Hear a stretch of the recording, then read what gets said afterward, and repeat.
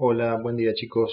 Bueno, dada la situación de aislamiento que implica el tema del coronavirus, vamos a implementar esta modalidad eh, que consiste en, vamos a ir subiendo al Drive estos distintos PowerPoint con una narración para ir haciendo una explicación, llamémosle teórica, de los temas. Lo conveniente es que ustedes hagan las lecturas de los cuadernillos. Recuerden que estos primeros cuadernillos, hasta el noroeste argentino inclusive, están todos digitalizados, así que la idea es que hagan la lectura si no pueden salir, o por una cuestión económica no tienen el cuadernillo, lo pueden encontrar en el Drive en forma digitalizada. Bueno, el tema siguiente al de prehistoria europea es prehistoria en Patagonia, así que vamos a comenzar con estas imágenes e iré explicando en la medida de lo posible el tema. Lo primero que tenemos que tener claro es esto, que el poblamiento americano, que alguna mención hice en la clase de prehistoria europea, es bastante polémico, llevó a muchas hipótesis distintas, muchas fueron descartadas, y a medida que se va avanzando, sobre todo en cuestiones arqueológicas, la evidencia y las dataciones van modificando mucho las hipótesis. Resulta que durante muchísimo tiempo, hasta podemos hablar de un par de décadas atrás, eh, había un sitio que era un sitio en Estados Unidos, que era Clovis, que tenía un fechado de unos 12.000, 13.000 años de antigüedad, y eso llevó a pensar de que quizás el poblamiento era más reciente en el territorio americano, de unos 20.000 años, ¿sí? Pero resulta que en tiempos recientes, ahora unos 10, 15 años, se encontró un sitio en Chile, en el sur de Chile, lo pueden ver en la imagen que tiene presente, que es Monteverde, en la parte inferior, que tiene un fechado de 14.000 años, con lo cual tira por la borda esta hipótesis. A raíz de este sitio y de otros sitios más que también tenían fechados cercanos al de Clovis, empieza a plantearse una antigüedad, un poblamiento, digamos, del territorio americano anterior, más antiguo. En la actualidad lo que se está pensando es en unos 35.000 a 40.000 años, ¿sí?, de antigüedad, los primeros cazadores recolectores que pasan. Recuerden que estamos en un periodo glaciar, hace unos 30.000, 40.000 años, con lo cual se forma un corredor terrestre sobre la región del estrecho de Bering, y esto el hombre lo que hizo fue seguir a los animales que iba cazando, generalmente herbívoros, que pasaron por ese corredor, una zona donde había probablemente vegetación. Los animales empezaron a migrar hacia el continente americano y el hombre los acompañó. A partir de eso empieza a ser un poblamiento. No hay que entender esto como un único poblamiento americano, sino que son oleadas migratorias de grupos de cazadores que van pasando por ese corredor en distintos momentos.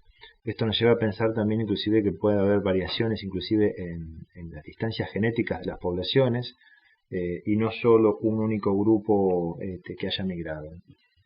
Bien, aclarado este punto, en esta imagen les quiero mostrar justamente el sitio de Clovis, que se ubica en las llanuras estadounidenses, y es particular por ese tipo de punta. Es una punta muy elaborada, una punta, ya estamos hablando de la última etapa. ¿Se acuerdan que hablamos primero de choppers, después de lascas y después de láminas? Bueno, esto ya es una lasca elaborada, podríamos hablar de una lámina tranquilamente. Estos tienen fechados de 12.000 años. Vamos a ver qué ocurre en la región de la Patagonia con esta antigüedad.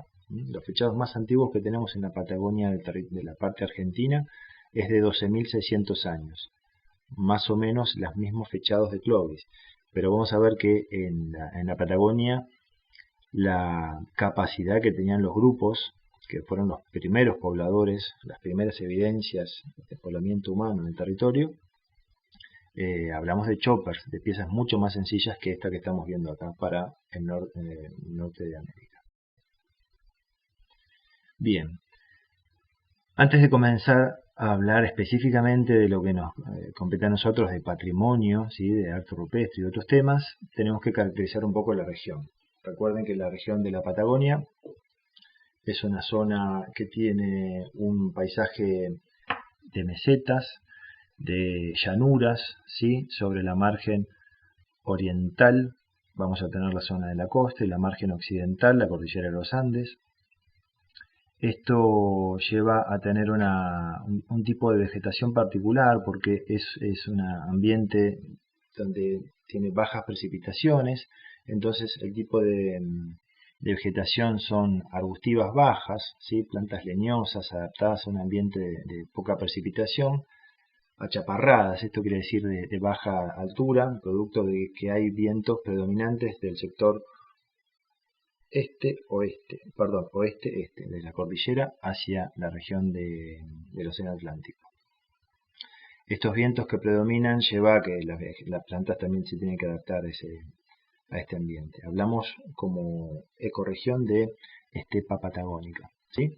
Y en la región de la cordillera, bosque subantártico. Esas son las dos ecorregiones características, con ambientes bien particulares, porque lo que vamos a diferenciar es que en la región cordillerana la vegetación sí cambia, nos encontramos con bosque, inclusive con algunas distribuciones de selva valdiviana, con sus características, que viene más del lado de Chile con un índice de precipitación mucho más alto. Otra cuestión importante es que la mayor parte de los cursos de los ríos, de las cuencas hídricas que ustedes pueden observar en este mapa, todas evacúan hacia el Atlántico, o sea que van en sentido oeste-este, al igual que el viento, ¿sí?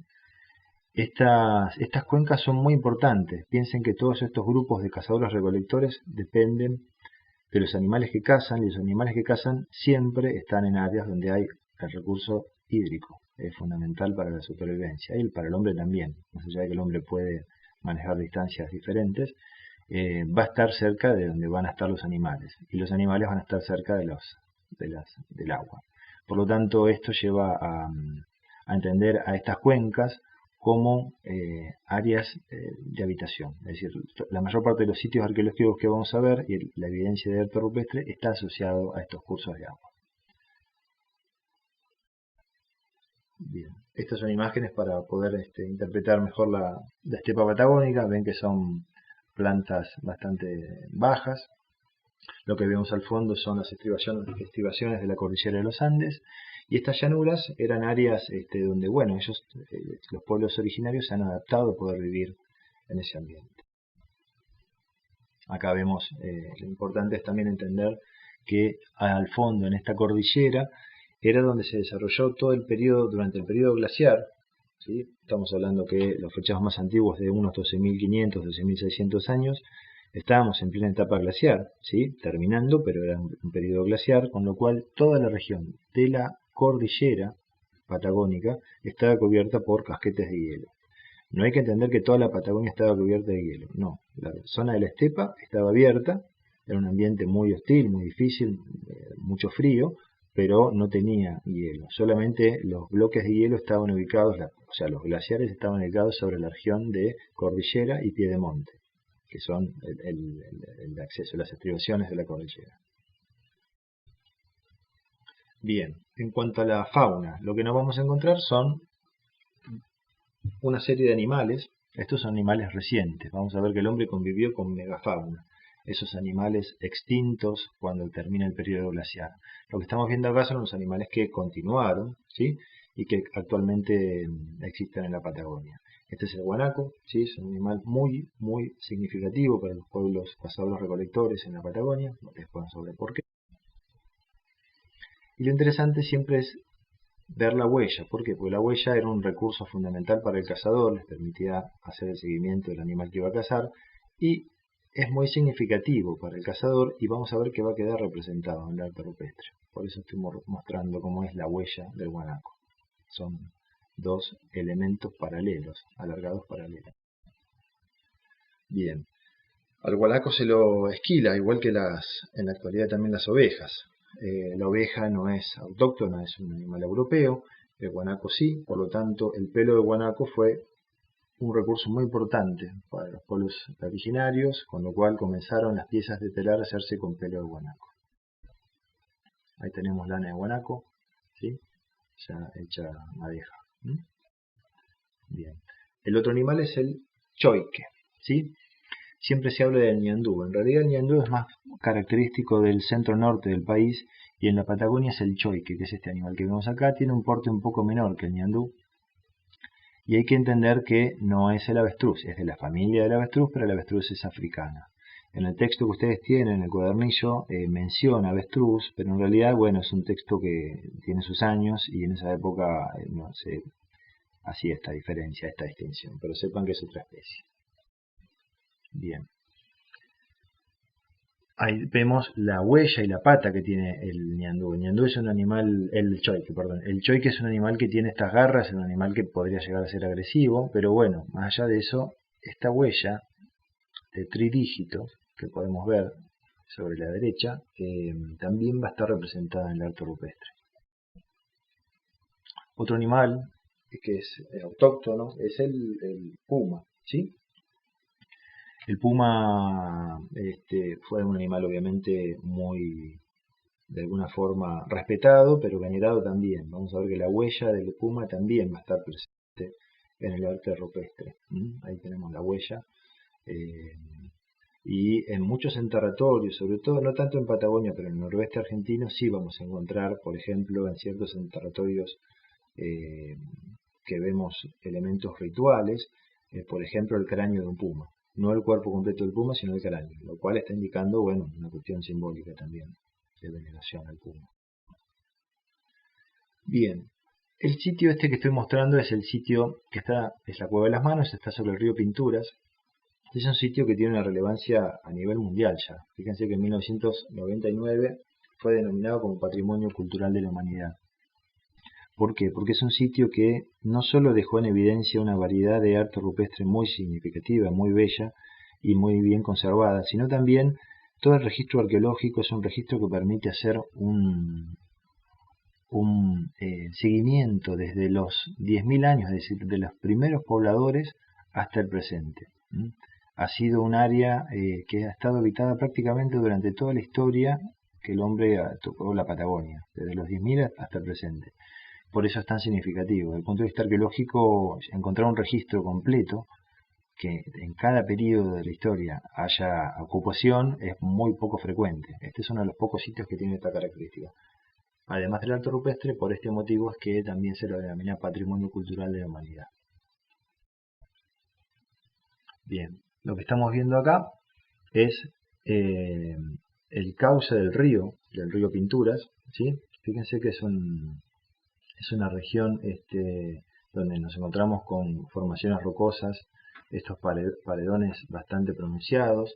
Sobre esos paredones es donde va a estar el arte rupestre, pero lo significativo acá es que ese curso de agua va a ser fundamental para el lugar de habitación. Es un lugar que está bien reparado de los vientos patagónicos, tiene el agua que es un recurso fundamental, se aseguran que los animales van a bajar a buscar agua, por lo tanto también es un área estratégica para la caza y además encontrar vegetación, pensando en la leña, en la madera para hacer distintas piezas, para hacer los astiles de las lanzas, de las flechas, ¿sí? Acá vemos parte de el sendero que lleva hasta el sitio donde está el arte rupestre. Como es un bien patrimonial de la humanidad, obviamente se cuenta con recursos como para poder hacer una puesta en valor significativa. Vamos a ver que va a estar guiado. De hecho, en cuanto tengamos clases, Ana María nos va a poder ampliar un poco más, que estuvo hace poquito tiempo allá, y contar un poco de la puesta en valor del sitio. Tiene un museo de sitio. Y los guías que están muy bien formados para poder acompañar al turista. Acá vemos parte de las estructuras de pasarelas que permiten acceder al arte rupestre. Lo que estamos viendo ahí es la cueva puntualmente, que es la parte que se introduce en la formación rocosa, y el alero. ¿Se acuerdan que estuvimos hablando del alero nosotros? La diferencia con la cueva. Bueno, el alero es un lugar abierto, pero que está protegido. Ese alero, fíjense que se observa, si bien con poco detalle, pero podemos ver arte rupestre en todo el desarrollo del alero. En el interior también hay arte rupestre. Esas son las vallas también, con la cual se preserva para que la gente no acceda a tocar. Ustedes saben que con la cantidad de turistas que acceden a estos sitios, si tuvieran contacto, obviamente el deterioro sería muy importante, con lo cual de esta manera se cuida el patrimonio, ¿sí? Acá vemos una especie de cueva al fondo con una parte de alero sobre la margen izquierda, ¿sí? son distintas formaciones, no es un solo sitio el que tiene arte rupestre, hay una parte únicamente que está preparada para la visita del turista, pero en realidad es una formación que tiene evidencia de arte rupestre y de poblamiento en distintos lugares de todo el valle fluvial. Acá vemos parte de las evidencias, después vamos a hablar de los estilos que se pueden ver ahí y demás. Bien, la cueva número 3 en los toldos es el lugar donde se evidencia la ocupación completa, desde los periodos más antiguos hasta la actualidad. Por eso vamos a mencionar y analizar esto que vemos acá. Lo que ven sobre la derecha sería esa línea, lo que está definiendo es el interior, ¿sí? El interior del sitio. Y esas cuadrículas que ven son las cuadrículas de excavación arqueológica que estuve contando en la clase anterior. ¿Qué hace el arqueólogo? A medida que va excavando, va haciendo lo que observan sobre la margen izquierda, un perfil. Ese perfil de la cuadrícula lo que va a estar definiendo son los distintos estratos, que son como las capas sedimentarias, ¿sí? Que se han ido depositando a lo largo de la historia. Entonces lo más antiguo va a estar abajo, y fíjense los fechados, 12.600 más o menos 500 antes del presente son los fechados más antiguos, que los llamamos nivel 11. En nivel 11 lo que tiene interesante es que hay evidencia de poblamiento del hombre, que sí, los primeros cazadores, en contacto con fauna extinta. Con fauna extinta, que son los animales de gran porte que existieron durante el periodo glaciar, que se van a extinguir. Solamente hay evidencia en ese periodo y después más adelante se extingue, por lo tanto perdemos la evidencia de estos restos. Lo que sigue hacia la parte superior es el nivel toldense, que es una industria. ¿Se acuerdan las industrias que estuvimos hablando, las industrias líticas? Cierto conocimiento de técnicas para elaborar piezas. Bueno, aparece la industria toldense. Hay un hiato parcial, dice ahí, que es un espacio en el cual no hay ocupación, y que estamos hablando de cerca de unos 1500, 2000 años, en el cual no hay ocupación. ¿Por qué? Ahí dice posible sequía, probablemente ha sido un periodo muy muy difícil para los pueblos cazadores recolectores y han tenido que migrar hacia otras regiones. Por lo tanto, en la cueva esta no la han ocupado durante un tiempo de 1500 años. Es un montón de tiempo, pero bueno, en estos periodos históricos es un fragmento. La industria que continúa es la casapedrense, que ahí se puede ver en la imagen. Luego hay un periodo que es el estrato número 4, que son cenizas volcánicas. Esto también es interesante. Estas cenizas, desde la geología, se pueden datar a veces las erupciones de los volcanes y nos ayuda también a confirmar las dataciones de radiocarbono, cotejarlos de que coincidan.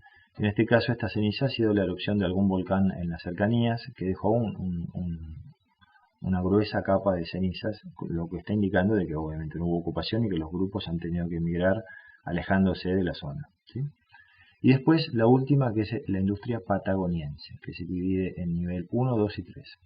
Esa industria patagoniense es lo más cercano que tenemos nosotros a la actualidad. Bien, lo que está en contacto del nivel 11 son estas piezas. Ya hemos estado hablando de estas piezas, son los choppers, ¿sí?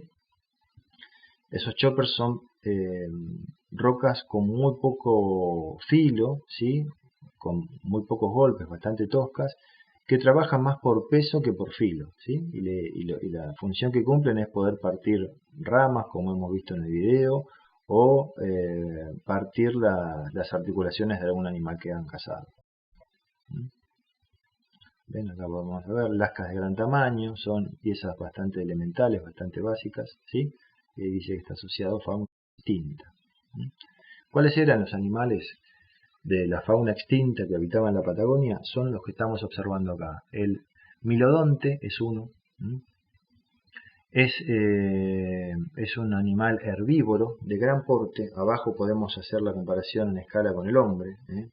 Tiene un tamaño bastante más importante, más grande que el hombre, pero no lo atacaba al hombre. El hombre en general, al no ser carnívoro, digamos que solamente, tampoco era un animal cazado en general por el hombre. No hay mucha evidencia de milodonte en los sitios de excavación, pero bueno, hay evidencias de que han coexistido. El otro es el gliptodonte, que es de la familia de la mulita, ¿Mm?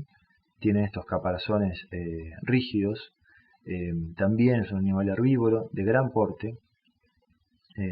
Y fíjense que esas escamas son escamas bastante firmes que actuaban como una especie de caparazón equivalente a una mulita actual, ¿sí? Y la cola sí era peligrosa porque tenía esa terminación, lo podemos ver en la parte inferior derecha, que si la agitaban podía llegar a ser un elemento de defensa, ¿no? Tampoco era un animal cazado por el hombre buscaba animales de menor porte para cazar. Ahí vemos en escala la comparación del diptodonte y del milodonte. Bien. También había un caballo, Hiparión es el nombre del caballo. Es un caballo, el único caballo americano. Es un caballo de menor porte, fíjense el tamaño comparado con el hombre, ¿sí? Es el equivalente como si fuera una especie de petizo o de pony. Son un poquito más grandes que un pony. Pero era un animal que se extingue con la megafauna cuando termina el periodo glaciar. El hombre no lo domesticó. Los caballos americanos son caballos que llegaron a través de la colonia, ¿sí? Son europeos. No hay caballos, el caballo es un animal alóctono, no es autóctono. El único caballo autóctono es este que vemos acá, que se extingue cuando termina el periodo glaciar. Bien, y lo que empezamos a ver acá son algunas puntas un poco más elaboradas, ¿sí? Esto se llama punta cola de pescado, por la terminación que tiene el pedúnculo. ¿Se acuerdan? El limbo, que era la forma que tenía la parte que cortaba, y la parte donde se sujetaba el astil, se llama pedúnculo, y ese pedúnculo le daba esta forma de cola de pescado. Bien, bueno, otras piezas que van a aparecer son las raederas. ¿Qué es una raedera? Es una pieza que actúa como si fuera una especie de cuchillo con menos filo que un cuchillo, y servía, por ejemplo, para curtir el cuero. Es decir, el cuero de los animales que ellos cazaban, lo limpiaban, lo dejaban secar al sol, y ustedes saben que se seca y queda duro, queda rígido. Para poder ablandarlo y usarlo como abrigo, ellos con la raedera lo que hacían era desgastar el cuero, y se llama sobar, lo van desgastando, pasándole la raedera ese filo sobre el cuero, y lo van ablandando. Bien, eso fue el nivel 11, esas piezas y asociado a fauna extinta. El nivel que sigue es la industria toldense. Fíjense que el área que ocupa es un área bien definida sobre la provincia de Santa Cruz, la actual provincia de Santa Cruz, y entre el río Deseado y el río Chico. Es un área muy acotada. Estos individuos que habitaron esta región tenían un instrumental lítico bastante elemental. Son estas piezas que vemos acá, son piezas muy sencillas. Podemos pensar que no dominaban la técnica como lo vamos a ver más adelante. Piezas bifaciales en general, raederas, algunas puntas bastante toscas para poder cazar animales.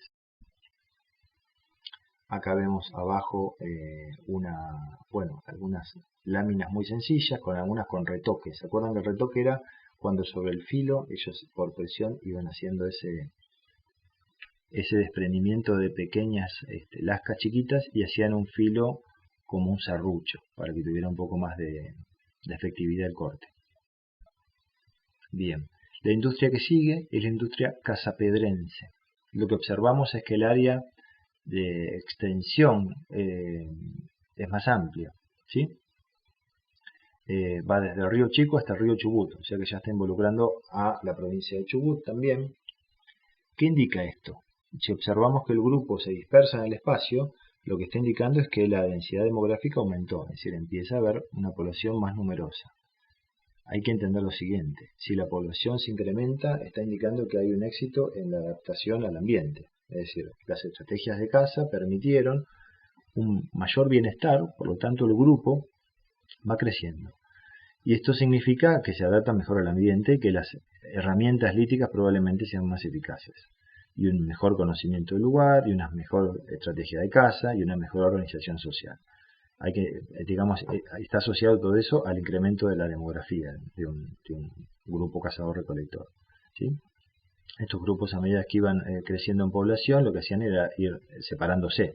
No podían todos habitar en el mismo lugar. Entonces los grupos seguían siendo grupos del mismo tamaño, entre más o menos unos 30, 50 individuos, familias extensas, y a medida que iba creciendo, parte de esa familia se tenía que ir y migrar a otro lado. De esa forma iban ocupando el territorio.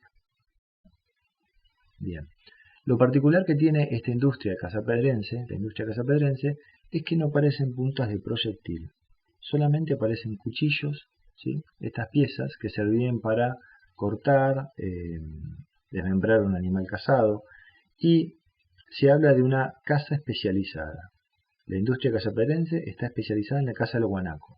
El 95% del registro arqueológico está mostrando huesos de guanaco, ¿sí? Lo cual está indicando una muy clara adaptación a la caza de este animal y una dependencia absoluta de este animal. Esto va a quedar reflejado también en el arte rupestre, porque la única representación que va a estar presente es la del guanaco, ¿sí? ¿Y cómo lo cazaban? Lo cazaban con un arma que se llama bola perdida.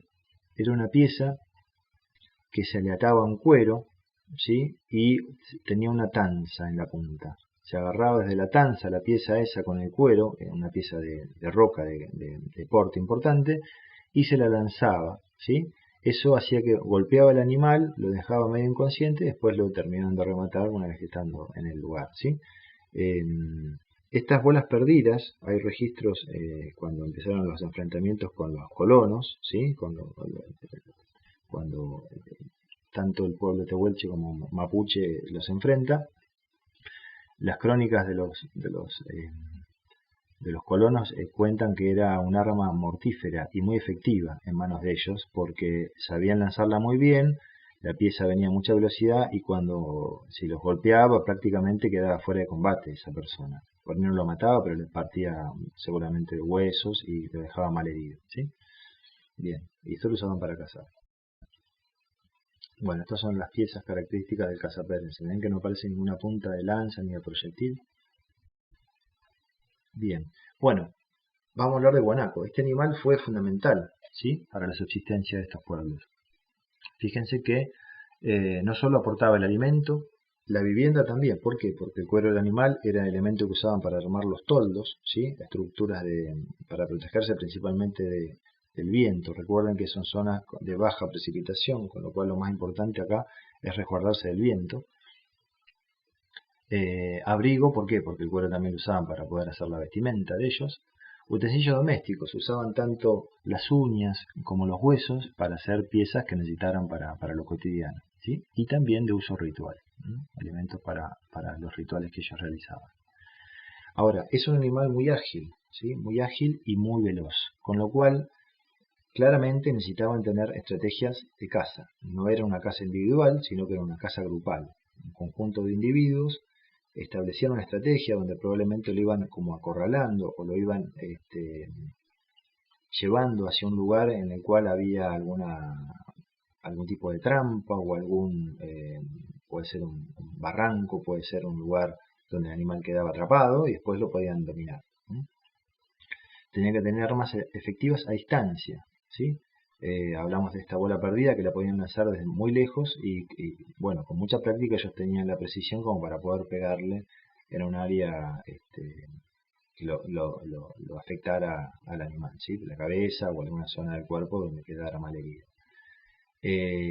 También, ya que dependen de este animal, tienen que tener claro la cuestión de cómo este animal se reproduce, en qué periodo del año se reproduce y la estacionalidad, es decir, que este animal va a ir migrando durante el año entre la región de la cordillera y la región de la estepa, de la meseta.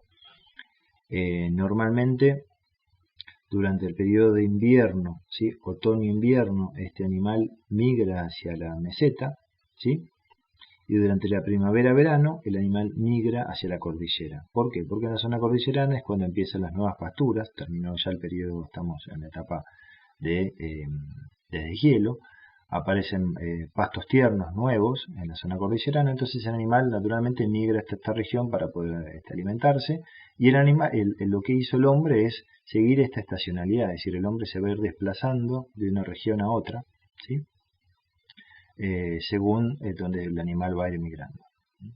Y lo de la selección de animales es importante y lo hemos mencionado cuando hablamos de la domesticación tanto de plantas como de animales para el neolítico en Europa. Acá va a ocurrir lo mismo. El hombre, si bien no lo domesticó al guanaco, lo que va a hacer es una caza selectiva. Va a cazar aquellos animales que van a ser significativos, que no van a poner digamos, riesgo sobre la reproducción de la especie. Es decir, a las hembras no las van a matar y las hembras preñadas menos. Van a cazar a los animales viejos y van a cazar a los machos principalmente. Bien, la última industria es la industria patagoniense. Es una industria que va a ocupar, fíjense, prácticamente toda la región patagónica. En el tiempo es mucho más cercana, con lo cual estamos hablando de un grupo que ya está muy bien adaptado al ambiente, que no solo se abastece del recurso del guanaco, sino que ya tiene una caza muy generalizada, muy amplia.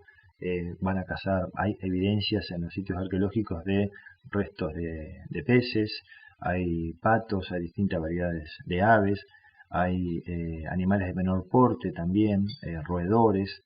Sigue cazando el guanaco, sigue cazando el ñandú, así que es una caza bien diversificada e inclusive regional, es decir, adaptada a las características de cada una de las zonas. Si están en la zona de cordillera, ya ese grupo humano no tiene que migrar hacia la estepa haciendo el seguimiento de los animales, sino que ya tiene un área mucho más definida y más sin una gran extensión, porque tiene una capacidad de adaptarse a los recursos que dispone el área. Bien, acá vemos distintas puntas, ya vemos lo que llamamos como microlitización. Las piezas líticas empiezan a ser de menor tamaño. Esto lo hemos estado hablando cuando hablamos de industrias líticas. ¿Se acuerdan que el tamaño de un chopper aporta en realidad, con una buena técnica, muchísima mayor cantidad de láminas? Bueno, la microlitización es esto, es hacer piezas de menor tamaño para que el núcleo, que es lo que abastece de materia prima, el núcleo rinda más. Entonces ellos tenían que ir, digamos, con menor frecuencia a buscar la materia prima, sobre todo en la región cordillerana, para abastecerse de las puntas. Entonces, de esta manera hacían mayor cantidad de piezas a partir del mismo núcleo. Ahí vemos distintas piezas, fíjense ahí cómo son el limbo, es un limbo triangular en general, el pedúnculo está bien definido. En las que está en la parte superior izquierda se observa esa rebaba que lo que hace es, una vez que la flecha penetra, queda trabada y no se desprende del animal, con lo cual asegura que se desangre más fácil, digamos, sigue lastimando al animal y lo que hacían después era seguirlo. Bien, en la región costera lo interesante es que hay una adaptación a la zona costera. Lo que podemos ver ahí son arpones hechos con hueso, y esos arpones tienen ese serrucho que también es como una rebaba, que una vez que se clavaba en el animal quedaba trabada y no se desprendía, porque recuerden que los animales marinos lo que primero que hacen si se ven amenazados es meterse al mar. Entonces, de esta forma ellos se aseguraban que lo pudieran retener. ¿Por qué? Porque estos arpones estaban atados a una cuerda. Entonces lo retenían y lo podían terminar de matar en la costa. Ahí vemos distintas puntas. Ahí vemos el arpón, ¿ven? Con la cuerda, que era lo que permitía mantenerlo y retenerlo en la costa. ¿Sí? Bien. Y en Neuquén, puntualmente, ya como para especializarnos un poquito más, profundizar en nuestra provincia, vamos a encontrar también evidencia de hace unos 10.000 años, ¿sí? Antes del presente. Choppers y chopping tools, es decir, piezas muy elementales, unifaciales y bifaciales, ¿sí? Se aprovechaban de la caza menor, no tenían con ese instrumental herramientas, armas como para poder cazar ellos, sino que eran más bien animales que estaban débiles o enfermos y de porte menor, ¿sí? Y la recolección era muy importante. Recuerden que en el centro norte de nuestra provincia nos encontramos con un árbol que es el piñón, ¿sí? La araucaria, que aporta un recurso muy importante. El piñón es muy nutritivo, ¿sí? No solo aporta carbohidratos, sino que también aporta proteínas, vitaminas, fibras, minerales, y era un recurso que complementaba la dieta. Siempre que hablamos de cazador, fíjense que es cazador-recolector. Recolector, ¿por qué? Porque tiene que complementar el aporte que hace la casa. La casa sola no resuelve la alimentación completa. Entonces ellos iban recolectando frutos, tubérculos, semillas y nada, consumían y complementaban la dieta de esta manera. Bien, la etapa siguiente, que sería el Neuquense II, fíjense que el 7.000 a 8.000 años antes del presente, desaparece la megafauna en la región de Neuquén. Aparece una industria de lascas, un poco más desarrollada, las puntas de proyectil ya tienen forma triangular, que son las que estuvimos viendo recién, ¿sí? Y la recolección del piñón y parapetos, bueno, ya está desde esa época y se ve incrementada, digamos, de manera significativa en ya comienzos de la era cristiana. En ese periodo ya estos grupos podemos pensar que son más bien recolectores y cazadores, es decir, complementaban a la recolección del piñón la caza, era la inversa. ¿Por qué? Porque era un recurso seguro, el del piñón, y muy nutritivo. Y a partir del 1750 después de Cristo, es decir, ya en el 750 de la era cristiana, empieza a aparecer una cerámica. Y esa cerámica es interesante, pues esa cerámica viene por contacto con el norte, desde el noroeste argentino, y el noroeste argentino a su vez con Andes centrales. Desde esa región, por difusión, llega el conocimiento de la producción de cerámica y empieza a haber evidencias en la región patagónica. Pero recién en esa época, en el 750 después de Cristo, antes no. Bien, vamos al arte rupestre. Estos son los estilos. ¿Qué es un estilo? Un estilo se define como un conocimiento, ¿sí? Y una técnica específica que empieza a verse en forma recurrente en un periodo de tiempo definido y en una región definida, ¿sí? Ese es el concepto de estilo, que está definida espacio-temporalmente y que tiene ciertas técnicas y temas, es decir, los motivos que van a pintar, que se repiten. Bien, el primer estilo es el de impronta de manos, que es el más antiguo. En lo que están ubicados, acá están ubicados en orden cronológico, ¿sí? El más antiguo es impronta de manos, luego le sigue escenas o naturalismo dinámico, geométrico simple, grabado de huellas, geométrico complejo o grecas también, y el estilo paralelas que se va a dar únicamente en la provincia de Neuquén, en la región del norte de la provincia de Neuquén. Bien, vamos a ver el primero, impronta de manos.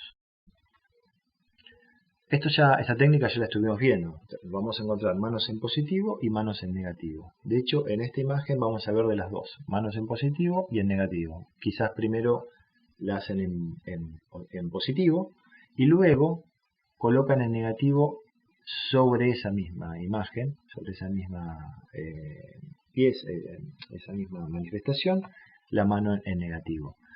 En cuanto a los colores, fíjense que la variedad tiene que ver con los blancos, toda la gama de los ocres, negro, ¿sí? Amarillos, algún naranja también.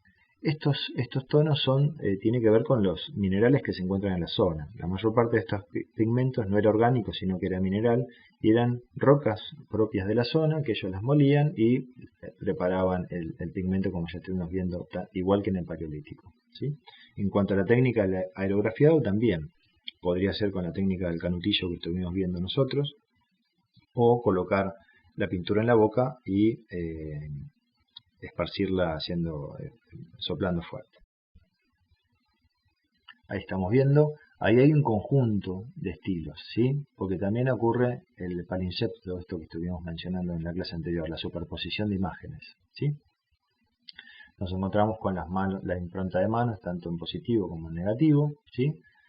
Acá aparece también en el centro casi una huella, también por aerografiado, de un tridígito.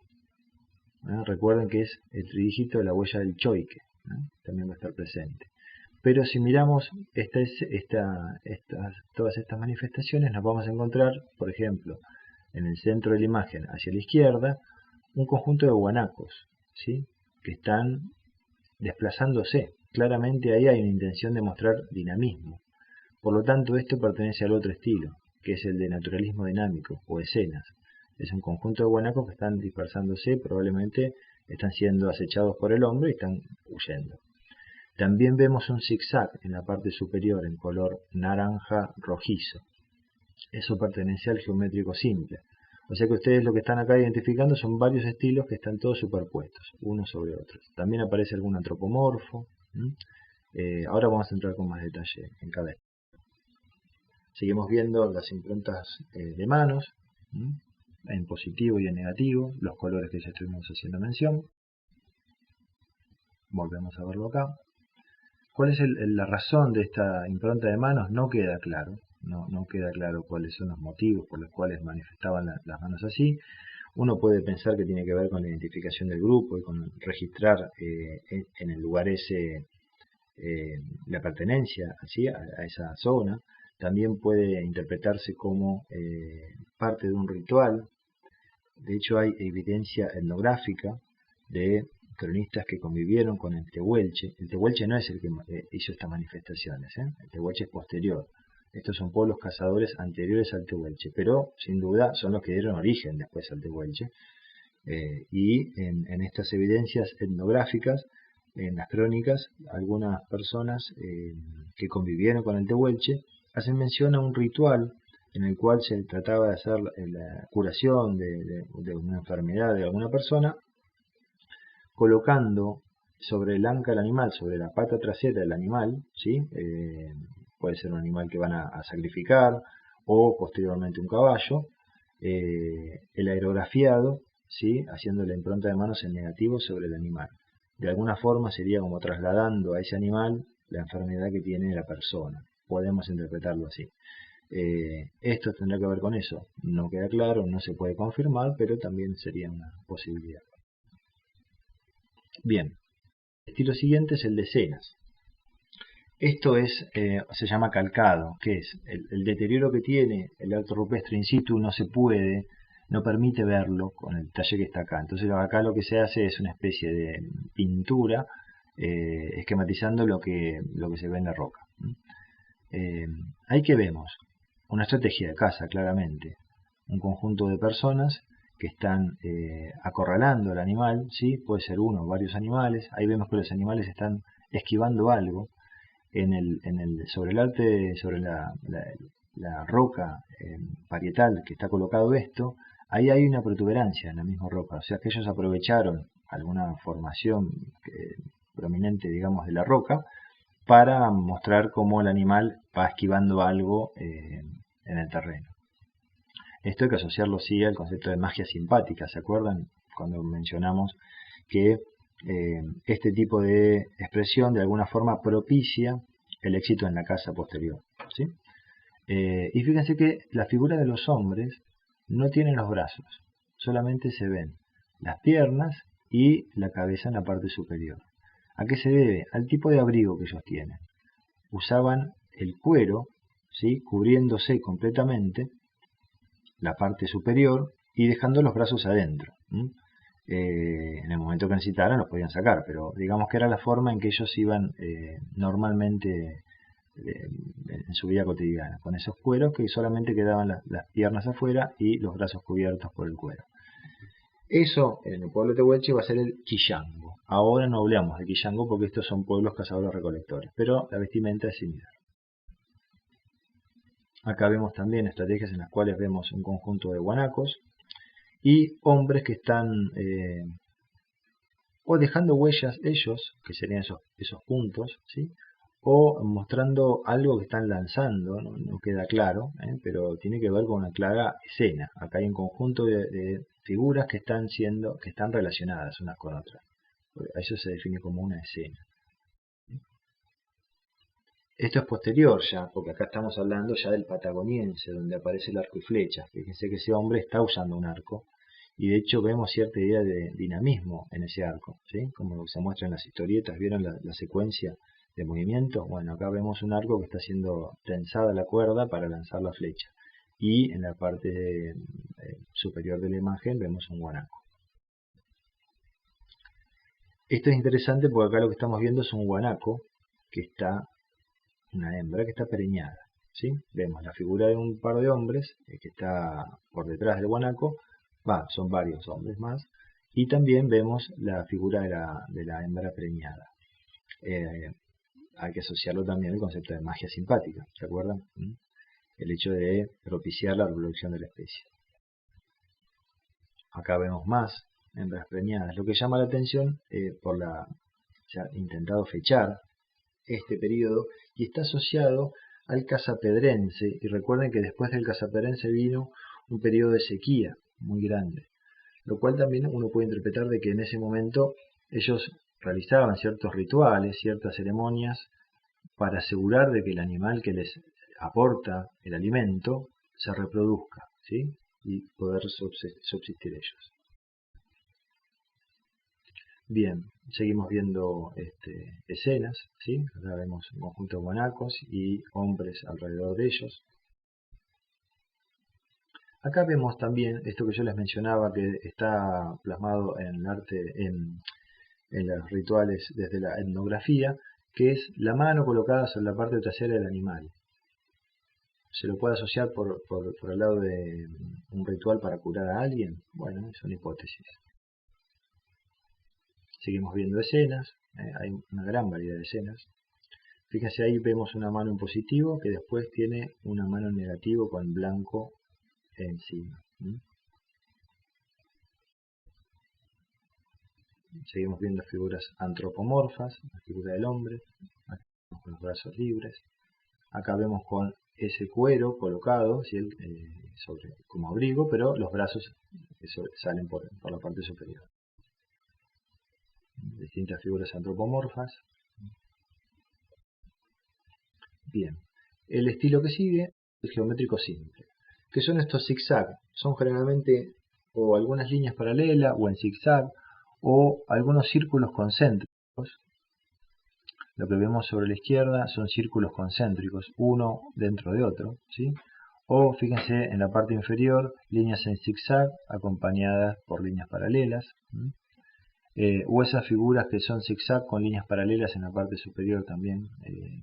Toda esta variedad de piezas que son sencillas, son figuras geométricas, ¿sí? No están haciendo referencia a nada de la naturaleza, pero son sencillas, por eso hablamos de un geométrico simple. El estilo que sigue cambia respecto a la técnica. Todo lo que vimos hasta acá, la técnica es pintura. Cómo está aplicada puede variar, puede ser por tamponado, puede ser con los dedos, puede ser con espátula, puede ser aerografiado, ¿sí? Distintas técnicas, distintas formas de aplicarlo dentro de la técnica de la pintura. Lo que vamos a ver ahora es grabado. Y el grabado es por fricción, ¿sí? En este caso no es por percusión, sino por fricción. Vemos claramente ahí un tridígito, la huella del choique. Y al lado, el único caso de huella humana. Es el único caso. No hay huellas humanas en general en la Patagonia, este es el único caso. Ahí vemos de vuelta, vemos tanto el tridígito como las dos líneas paralelas, que era la huella del guanaco, ¿se acuerdan? Entonces, en este caso lo que nos permite ver a nosotros es distintas expresiones de las huellas. ¿Y por qué ellos van a plasmar la huella de estos animales? Porque era el elemento fundamental para poder seguirlos, hacer el seguimiento y asegurar la caza, por lo tanto la supervivencia del grupo. La huella era algo fundamental. Bien. El último estilo es el geométrico complejo. Acá sí encontramos líneas en zigzag, pero fíjense que conformando un diseño ya. Acá hay una intención clara del artista de plasmar un conjunto de líneas que tienen cierta idea. La persona no lo va pensando en el momento, acá ya tiene una idea previa y la va diseñando. Esto también se le va a llamar grecas. Y lo que llama la atención, son antiguas estas grecas, es que esto mismo lo vamos a ver después manifestado en otros tipos de arte, como por ejemplo el telar. Tanto en el telar mapuche vamos a encontrar este tipo de diseños, es muy frecuente. Bueno, ya venía anterior a las piezas de telar, para esta época no existía ni el mapuche ni el telar, ¿sí? Ya va a haber evidencias de estos diseños en el arte rupestre. Acá vemos otras piezas que tienen mayor complejidad, aparece como dos figuras cuadrangulares concéntricas, pero en la que es más grande, de mayor tamaño, esos elementos que salen como líneas en forma radial de la figura. Acá vemos también un conjunto de líneas en zigzag combinadas, con distintos colores. Lo que observamos para el geométrico complejo es que también se amplía la gama de colores. Aparece el verde, aparece la combinación de una especie de azul verdoso también, negro y rojo también bien definidos, ¿sí? Esta figura también está muy presente no solo en las piezas de telar de la cultura mapuche, sino también en las artesanías hechas en metal. Todo lo que es la platería mapuche también tiene este tipo de diseño. Bueno, ven la complejidad que tienen estos diseños. Acá sí hay trabajo de percusión, no es por fricción, sino por percusión. Vamos a ver en otros casos también. Bien, acá lo que vemos es la técnica de pintura y un diseño que tiene cierta complejidad, ¿sí? Vemos figuras que tienen que ver con elementos concéntricos, líneas también paralelas en zigzag. Hay una idea que quieren plasmar definida previamente. Vemos mayor complejidad, ven la variedad de colores que empiezan a aparecer. Esto es una clepsidra, es una forma que está bastante representada, es frecuente encontrarlo, y esto es como, diría, universal. Esto se da en muchos lugares donde hay arte rupestre, no solo en Patagonia. Esta figura que son como dos triángulos que se unen por su arte. Y en el caso del norte neuquino los vamos a encontrar con el estilo paralelas. Es muy peculiar, se da únicamente en esta zona.